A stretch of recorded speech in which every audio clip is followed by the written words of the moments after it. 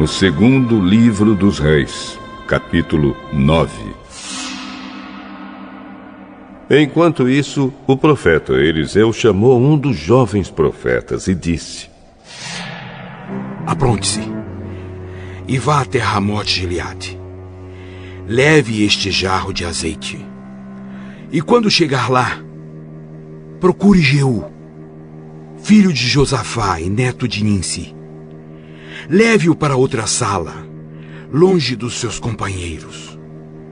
Aí, derrame azeite na cabeça dele e diga: O Senhor Deus anuncia que o está ungindo para ser rei de Israel. Depois, saia de lá o mais depressa que puder. Então o jovem profeta foi até Ramote-Gileade e lá encontrou reunidos os oficiais do exército. Ele disse: Eu trouxe uma mensagem para o senhor. Com qual de nós você está falando? É com o senhor mesmo. Então os dois foram para uma sala e o jovem profeta derramou azeite na cabeça de Jeú e disse: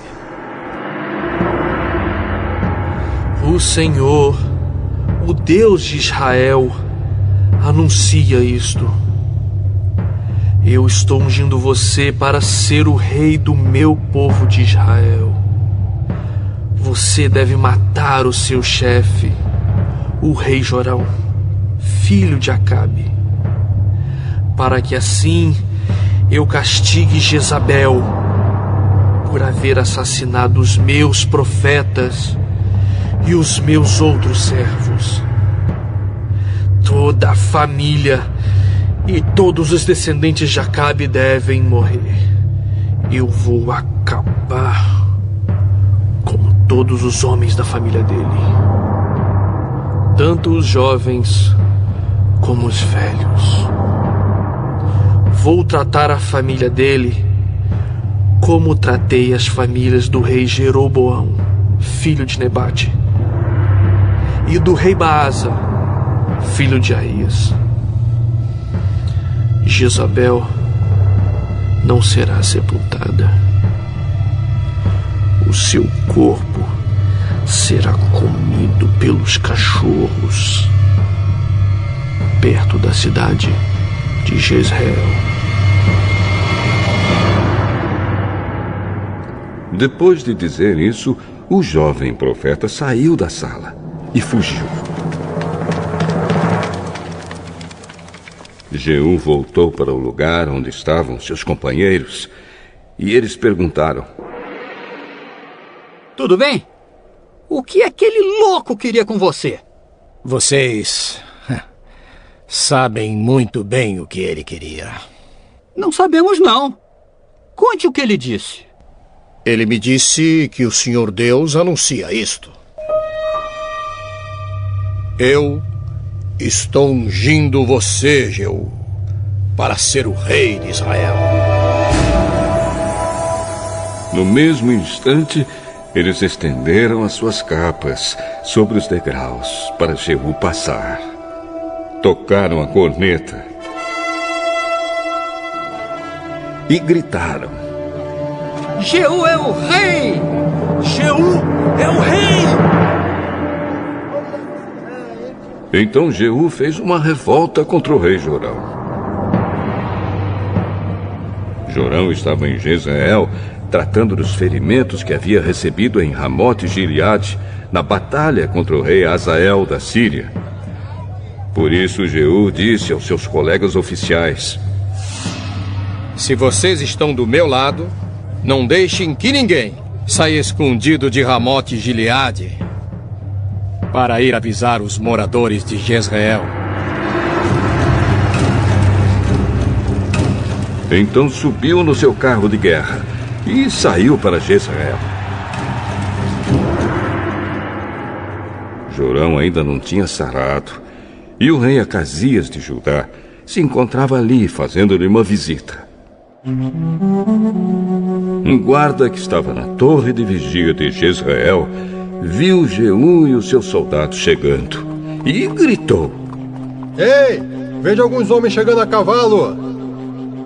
Aí Jorão disse: Mande um homem a cavalo para descobrir se são amigos ou inimigos.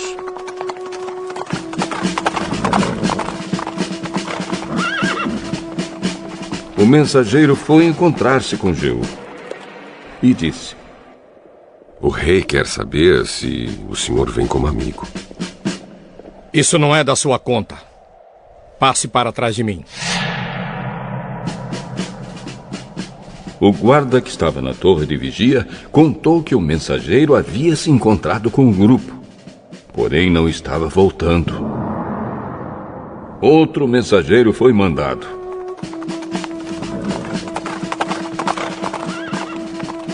E fez a mesma pergunta a Jeú. E novamente ele respondeu: Isso não é da sua conta. Passe para trás de mim. Novamente o guarda contou que o mensageiro havia chegado até o grupo, porém não estava voltando. E disse também: O chefe do grupo está guiando seu carro de guerra como um louco. Exatamente como Jeú faz. Aprontem o meu carro de guerra.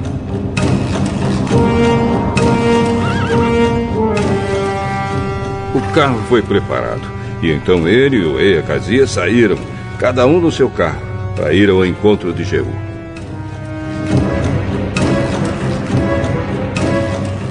Eles se encontraram com ele no campo que havia sido de Nabote.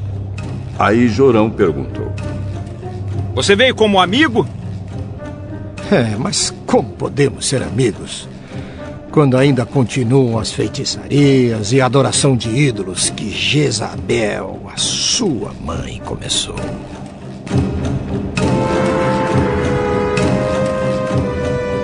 Então Jorão virou seu carro e fugiu, gritando para Acasias: É uma traição, Acasias! Mas Jeú puxou a corda do seu arco com toda a força e atirou uma flecha que feriu Jorão nas costas. A flecha atravessou o coração e ele caiu morto no seu carro de guerra. Aí Jeú disse a Bidkar, o seu ajudante: Pegue o corpo dele e jogue no campo, que era de Nabote. Lembre que, quando nós dois estávamos juntos andando a cavalo atrás de Acabe, pai de Jorão, o Senhor Deus disse estas palavras contra Acabe: Ontem eu vi o assassinato de Nabote e dos seus filhos, e prometo que castigarei você aqui, neste mesmo campo. E Jeú ordenou ao seu ajudante: Pegue o corpo de Jorão e jogue no campo que era de Nabote, para que assim seja cumprida a promessa de Deus, o Senhor.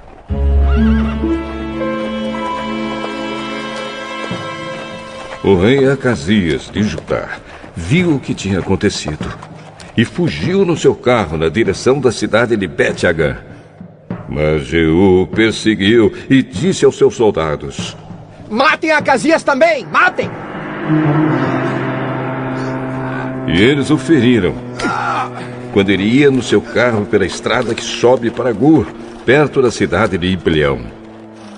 Mas Acasias conseguiu fugir até a cidade de Megido, onde morreu.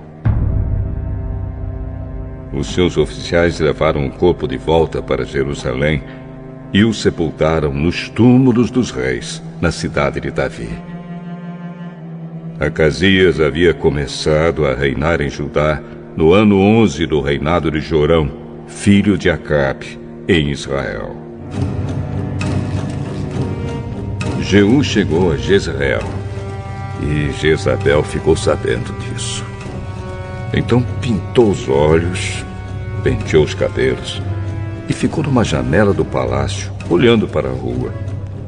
Quando Jeú entrou pelo portão do palácio, ela gritou: Olá, Zirri! Assassino do seu senhor! Jeú olhou para cima e gritou: Quem está do meu lado? 2 ou 3 oficiais do palácio olharam para ele de uma janela. E Jeú disse a eles: Jogue essa mulher daí! Eles a jogaram. E o sangue dela respingou a parede e os cavalos. Jeú passou por cima dela com os cavalos e o carro e entrou no palácio.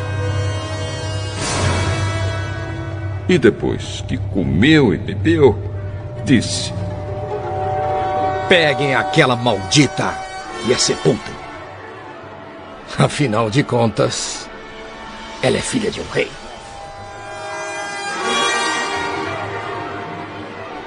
Mas os homens que saíram para sepultá-la só encontraram a caveira e os ossos das mãos e pés. Então eles voltaram, contaram a Jeú. E este disse: Foi isto que o Senhor Deus disse que ia acontecer quando falou por meio do seu servo Elias, da cidade de Ismé. Os cachorros comerão o corpo de Jezabel, perto da cidade de Jezreel. Os seus restos serão espalhados ali como esterco. E assim ninguém poderá dizer: esta era Jezabel.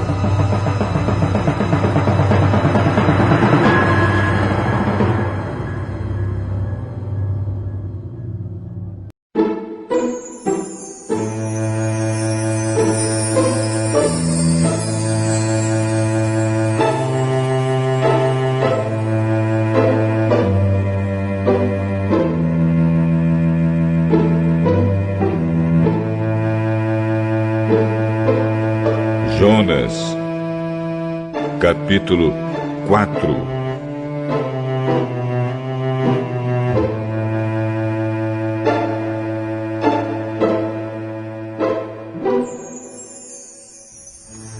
Por causa disso, Jonas ficou com raiva e muito aborrecido. Então orou assim: Ó Senhor Deus, eu não disse antes de deixar a minha terra que era isso mesmo que ias fazer? Foi por isso que fiz tudo para fugir para a Espanha. Eu sabia que és Deus, que tem compaixão e misericórdia. Sabia que és sempre paciente e bondoso e que estás sempre pronto a mudar de ideia e não castigar. Agora, ó Senhor, acaba com a minha vida, porque para mim é melhor morrer do que viver. O Senhor respondeu: Jonas, você acha que tem razão para ficar com tanta raiva assim?